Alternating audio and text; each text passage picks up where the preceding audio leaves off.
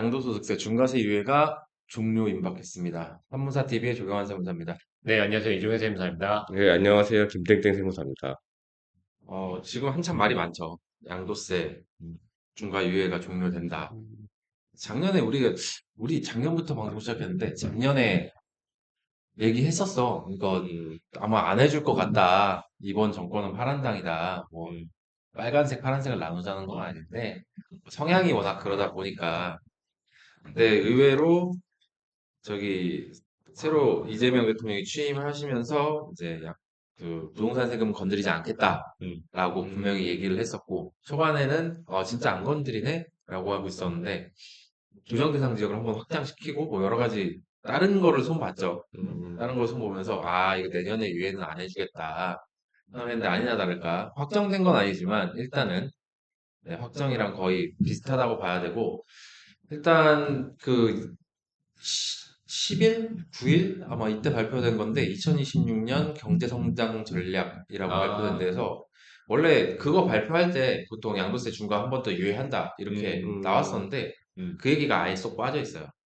음, 그리고 이제 그 다음에 검토 중이다라는 정도의 얘기만 발표가 됐었고 음, 그렇게 되면은 이제 흐름상 중과는 끝났다. 중과 시작한다. 끝났다가 아니라 그렇게 봐야 되는데 음. 일단 양도세가 중과가 되면 어떤 효과가 있을지 이제 다주택자이신 분들은 어떻게 이제 행동 지침을 가져야 될지 그런 것들 간단하게 한번 얘기를 해볼게요. 네. 자, 양도세가 중과가 되면 다들 아시겠지만 세액이 극단적으로 차이가 날 수가 있어.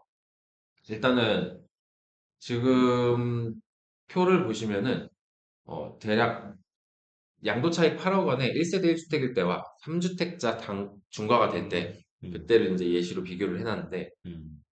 이건 좀 극단적으로 나누긴 했는데, 이렇게 극단적으로 차이가 나는 경우가 있어요. 분명히. 아, 그럼요. 극단적 수도 있죠. 왜냐하면은, 너무 극단적이야. 170배? 왜냐하면, 봐봐. 되게 간단하게, 네. 다가구 주택인 줄 알고 있었고, 빌라 같은 거 한 채를 아, 다가구 주택인 줄 알고 있었고, 아, 갖고 있었는데, 그리고 양도를 했는데, 전체 1세대 1주택 될 거다라고 양도를 했는데, 이게 안 돼 봐. 아, 다세대 주택이 돼봐. 그러면은 이렇게 돼. 그렇게 되면. 중과로 거의 그 최고 어, 세율. 근데 그거는 미리 사전에 알고 했었어야 되는 거 아니야? 다들 그치? 그렇게 알고 하시지. 어, 그 다들 그렇게 유명한 준비를 말 했습니다. 있잖아요. 다들 계획이 있다. 한 대 맞기 전까지. 네. 근데 다들 진짜 이렇게 돼갖고 그 중과세 시행되고 나서 얼마 안 돼갖고 이렇게 돼서 과세된 사례가 있었어. 아, 실제로. 그래서 뭐 어떻게 근데 할 수가 없잖아. 그러네. 어. 애초에 다세대인지 다가구인지 정확하게 판단을 하고 들어갔어야 되는데 그걸 판단을 못 했어더라도 중과가 안 됐으면 저렇게까지는 안 된다는 거죠. 저렇게는 안 되죠. 근데 어쨌든 네. 그건 변론을 하고 자, 일단 양도 차익이 8억 원일 때 세액만 보고 놓고 보면은 네. 1세대 1주택을 80% 장기보유 공제까지 전부 다 풀로 받았을 때를 가정하면 350만 원 정도밖에 세부담이 없어. 네. 근데 뭐 양도 차익 8억 원이 이제 뭐 그 취득가와 매매가가 얼마가 되는 양도 차익이 8억 원이 됐을 때 대충. 음, 근데 3주택자가 되면은 일단은 같은 8억 원인데 양도세는 한 6억 원 정도가 나와요. 아, 자기 보유 공제도 안 되고. 장기 보유공제도 안 되고 그다음에 3주택자니까 플러스 20, 30%가 되는 거지. 아, 당사자가 되면은 네. 가볍게 얘기할 수 있는 게 아닌데 그냥 하늘이 무너진다는 기분일 것 같은데 이 정도면. 그럼요, 이건. 또 우리도 이렇게 수치상으로 얘기하니까 그렇지 만약에 진짜 이렇게 되면 어우 아무것도 못해. 응. 그 거의 뭐 내 인생 끝났다 막 약간 이런 생각까지 들 수 있는데 대략 보면은 170배 이상 그러니까 100 적어도 몇십 배에서 몇 배 이상은 차이가 나요 일반적으로도 근데 요거는 극단적인 경우니까 이제 100배 이상 차이가 난다라는 걸 보여준 거고 중과세 적용되면 아시다시피 장기보유공제는 적용이 안 돼요. 네. 일반 30%도 안 되고 당연히 1세대 1주택도 안 돼요. 1세대 1주택 80%, 40%, 40%인 그 80%도 안 돼요. 그리고 기본세율 우리가 알고 있는 그 누진세율인 기본세율에 2주택자는 플러스 20%, 3주택자 이상은 플러스 30%로 감세가 돼요. 그러니까는 최고 세율로 30% 플러스 된다라고 하면 최대 82.5%? 뭐 이렇게 요새 많이 49.5에 어 39면 79.5지. 기부금이지 거의. 거기에 이제 어, 지방세까지 하고 국가에 대한 기부금이라고 생각하시면 됩니다. 거의 약간 느낌이. 음, 일단은 지금 중과가 유예되지 않을 것 같다라는 예상은 다들 하시는데 네. 일단 뭐 정부에서 지금 세수가 너무 부족하기 때문에 음, 항상 항상 세수가 부족하다고 하죠. 세수가 부족하기 때문에 그리고 실제로도 세수 유출이 많았었다라고 통계적으로 나오고 있는데 그 네. 세수 확보 차원에서 지금 융기 유해 연장을 할 수는 없다라는 입장인 것 같고 음, 우리 입장에서는 그러니까 우리 국민들 입장에서는 일단은 지금 당장 현재 1월 시점에서 약 5월 9일 날 이후로 더 이상 양도세 중과가 유예되지 않을 것 같다라고 생각한다면 음. 시기가 얼마 안 남았어요. 음. 어. 되게 그래서 타이트합니다. 보통 양도세 같으면은 그러니까 집을 팔 때 계약금부터 잔금까지 해갖고 60일 이상은 소요가 되거든. 네. 상대방의 사정에 따라서 더 길어질 수도 있고 짧아질 수도 있긴 한데 거의 대부분이 60일 이상이 걸려. 그러면 지금 당장 내놓고 사람 찾고 계약하고 양도하는 데까지 양도는 잔금일기점이니까 5월 9일이 넘어갈 수도 있단 말이야. 또 하나 변수가 있어요. 지금 토지허 거래 허가제 허가가 많이 밀려갖고 실제 구청에서 한 3주 내지 4주 정도 걸린다니까 거기서 3주를 더 그러면은 이제 더해야 되는 거예요. 거기서 더 더해지면 지금 당장 내놔도 5월 9일까지 팔릴 수 있을까 말까 인 상황인 거야. 거기에다가 조정 대상 지역은 더 확대될 것 같고. 그러니까 지금 조정 대상 지역 안에 있으신 분들만 고민해야 될 문제가 아니라 조정 대상 지역 그 근경에 살고 있는 음, 그분들도 확대되면 우리도 해당될 수 있겠구나라는 생각을 하셔야 돼. 아니면 조정 대상 지역 내에 가지고 계시거나 뭐 거주를 지역 밖에서 하시더라도 그 안에 이제 주택을 갖고 계신 분들도 고민을 하셔야 되는 문제예요. 그래서 상당히 지금 모든 사람들이 막 혼란스러운 상황이야. 이거 어떻게 대처해야 되지? 음. 어. 그래서 이제 그냥 버티자. 그러니까 이 버티는 정권 것밖에 끝날 없죠. 때까지 한번 버티자라고 생각할 수도 있고 지금 당장 서둘러서라도 빨리 팔아야겠다라고 생각하시는 분들도 있을 거고 뭐 아니면 임대사업자를 내갖고 일단은 좀 회피를 해보자 이렇게 전략을 짜시는 분들도 있을 건데 사실 임대사업자는 다들 아시다시피 이거는 너무 복잡해. 주택 임대 안 사업자. 하는 게 너무 힘든 것 같아. 너무 힘들어. 그러니까 맞아. 뭐만 하면 과태료에, 뭐만 하면 규제에 뭐 해가지고 임대사업자 자체가 이제 주택임대사업자는 특히나 하지 않는 게 낫다라는 얘기가 나오는 5% 이상 못 지금 올리고 막.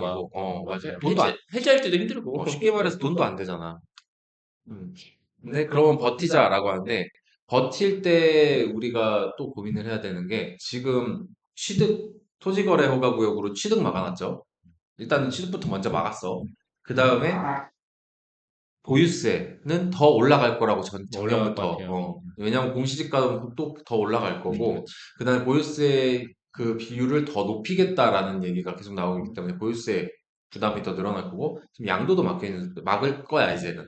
다주택자 할 것 또 같아. 다시 2017년 그 문재인 정부의 그 시대의 재래가 나올 것 같은데, 일단 보유세도 답이 아닌 게 보유세 리스크가 상당히 커요. 종부세, 재산세 옛날에는 별로 이렇게 크게 부담은 안 되는데 이제 저기 뭐냐 다주택자들을 규제하는 그 시기가 되고 나서는 보유세까지 엄청난 부담으로 다가와서 이거 갖고 있어봤자 나한테 손해다라는 상황이에요. 그래서 버티자라고 생각하시는 분들은 어느 정도 3년 동안의 보유세를 어느 정도 예상을 하시고 현금이 흐름이 있는 되는구나. 예상을 하시고 그리고 나서 버틸지 말지를 계획을 하셔야 되는 단계고 이게 좀 시급하게 이루어져야 돼요. 근데 문제는 보유세는 우리가 계산을 할 수가 없어. 음.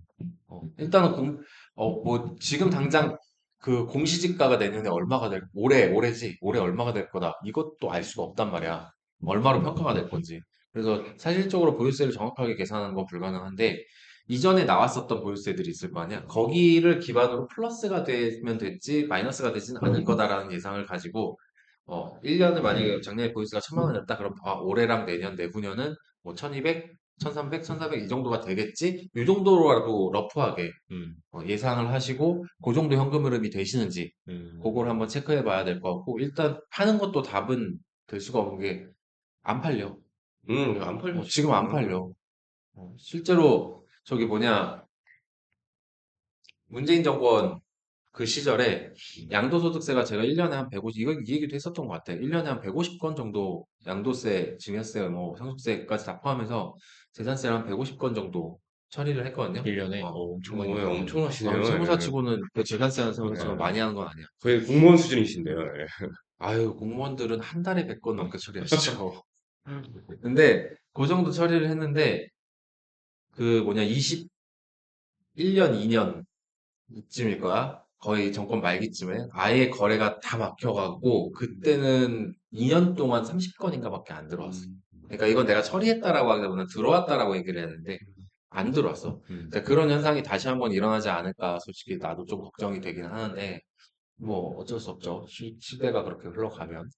근데 어쨌든 간에 거래가 거의 지금 없고 그 다음에 취득 또한 막아놓은 상황이기 때문에 매물이 과연 내가 내놓는다고 해도 이게 팔릴지 안 팔릴지 그것도 모르는 상황이고 그래서 지금 우왕좌왕할 수밖에 없는 시기예요. 그래서 어쨌든 여기 납세자분들은 좀 조사하거나 검토를 해서 어느 방향으로 결정을 해서 행동을 하셔야 되는 그런 시기로 보여지고, 자, 일단은 상황을 한번 나눠봤어. 지금 앞으로 5월 9일 날 어떻게 될지. 네. 자, 납부 유예가 연장된다. 아, 한 번 더 유예해준다. 라고 하고, 그 다음에 규제 같은 경우 더 뭐 유지를 하거나 확대를 한다라고 하더라도 납부 유예가 일단 연장되면 우리가 팔 수 있는 시간이 1년이 연장되는 거야. 그러니까 중과세를 안 받고 팔 수 있는 시간이 1년이 더 연장되기 때문에 네. 매도를 결정을 하셔야 돼. 매도를 결정을 하시거나 아니면은 뭐 다른 플랜을 가지고 계신 분들은 실행을 하셔야 되고 이제 움직여야 될 때라고 말씀을 드리는 거예요. 그리고 만약에 중과세 유예가 종료된다. 그리고 지금 현 상태의 규제가 그대로 유지가 된다라고 한다면은 빨리 처분을 하시거나 아니면은 버티기 전략으로 가시거나 혹은 이제 그 주택 임대 사업자의 길로 가시거나 그렇게 결정을 하셔가지고 어쨌든 이것도 빨리 행동을 하셔야 됩니다. 그리고 자꾸 납부 유예래. 중과 유예. 중과 유예가 종료가 되고 그 다음에 규제가 확대된다고 한다면은 위에 저기 뭐냐 두 번째 플랜에 더해서 일반 지역에서는 일반 지역 중에서 이제 조정 대상 지역이 될 수 있을 만한 지역들 있잖아. 과거 사례를 보면 서울 근교 외에도 서울 근교도 현재 조정 대상 지역으로 지정되지 않은 곳들 지금은 근데 옛날에는 지정됐었던 곳들 그런 지역에 사시는 분들이나 그런 지역에 가지고 계시는 분들은 여기에 추가해가지고 우리도 이제 움직이거나 검토를 해야 된다. 그런 시기다라고 보셔야 되고, 여기서 한 가지 더 말씀드릴 수 있는 거는 이제 증여 쪽으로 많이 알아보시겠죠. 양도는 답이 아니다라고 한다면, 어떻게 보면 양도세 중과가 되면 증여세하고 비교해도 증여세가 더 작은 경우가 더 많아. 엄청나게 큰 물건, 서울 중심부에 있는 어마어마한 물건이 아니고서야 증여하는 게 그냥 증여해서 주택 수만 줄여버리는 게 더 나을 수도 있는 그런 상황이 될 수 있어요. 취득세는 한번 고려해봐야겠네요. 그러니까 취득세는 어떻게 피할 수 없습니다. 그래서 이번에 또 가족 간의 저가로 중요하면은 증여취득세가 또 이거 중과죠, 이것도 또. 그죠. 네. 그때 한번 방송에서 저가도 그렇고 다뤘었잖아요. 아직 증여에 대한 취득세는 개정되거나 바뀐 게 한 번도 없어요. 그래서 다주택자가 증여하시게 되면 증여자가 다주택자면 받는 사람 취득세가 올라가요. 그건 어쩔 수가 없어. 그건 바뀐 적이 없어가지고. 자, 그래서 오늘 요약을 해보면, 자, 중과세 적용할 때 양도세가 될까 어떻게 변화할 것인가, 그리고 중과세가 안 되면 어떻게 될 것인가 한번 확인을 해보시고, 그 다음에 과연 내가 버티기 전략을 썼을 때, 자, 이 보유세를 내가 버틸 수 있을 것인가, 3년 동안. 최소 3년이죠. 다음 정권이 어떻게 될지 모르겠지만 3년 이상이에요. 최소. 네. 그리고 규제 확대 가능성이 어떻게 될 것인가. 규제가 아마 거의 뭐 열이만 아홉 확대될 거다, 더 확대될 거다라고 생각을 하시고 있을 것 같고, 그다음 확대가 된다면 나머지 지역에 계신 분들은 또 어떻게 행동 지침을 가지셔야 될 것인가. 그리고 가장 중요한 거는 이 모든 거를 검토하실 때 최소 세무사 한 두세 명 이상의 의견을 물어보고 상담을 해보고 그리고 나서 비교한 다음에 만약에 의견이 좀 갈린다라고 한다면 그 중에 최대한 보수적으로 조금 더 내더라도 위험성이 없는 쪽 방향으로 그렇게 의사결정하시기를 바라겠습니다. 네. 제발 계약서 작성 전에. 네. 맞아요. 계약서 작성 전에. 그러니까 계약서 작성하거나 계약서 작성하고 나서 만약에 뭐 방향을 바꾼다 그러면은 위약금이라는 문제가 발생하죠. 그래서 계약서 작성하기 전에 내가 지금 매도 계획이라든가 아니면은 어떤 그 보유 전략을 바꿔야겠다라고 생각하시는 그 시점에 한번 상담을 받아보시는 게 가장 좋아요. 네. 오늘은 여기까지 하겠습니다. 아, 예. 구독, 좋아요 부탁드리겠습니다. 감사합니다. 감사합니다.